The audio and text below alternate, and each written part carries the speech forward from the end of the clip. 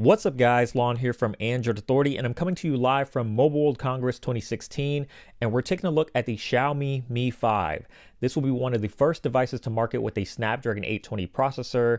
It'll also come with 3 gigabytes of RAM and 32 or 64 gigs of internal storage.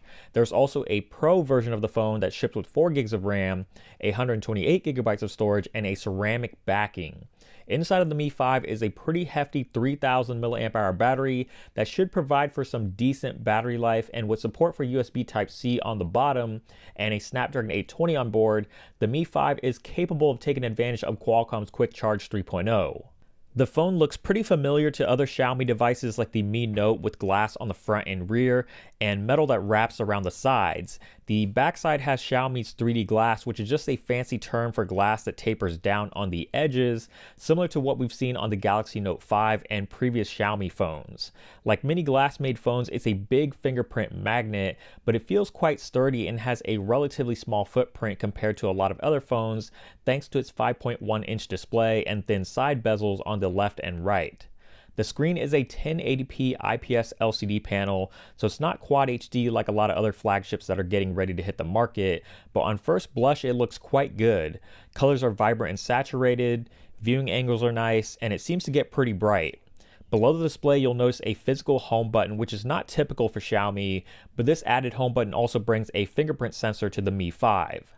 The camera on the front comes in at 4 megapixels, while the main camera on the rear is a 16 megapixel sensor with phase detection, optical image stabilization, and f2.0 aperture.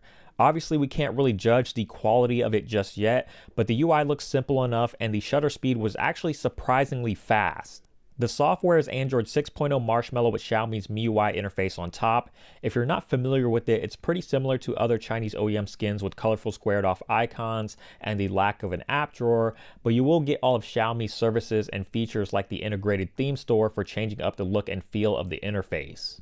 The Xiaomi Mi 5 is going to be available in China starting March 1st and other countries like India shortly after for $260 for the regular model and $350 for the ceramic version. With such an affordable price tag, top-of-the-line specs, and a solid design, the Mi 5 is going to be quite the contender. Now all we need is for this phone to somehow make its way to the States.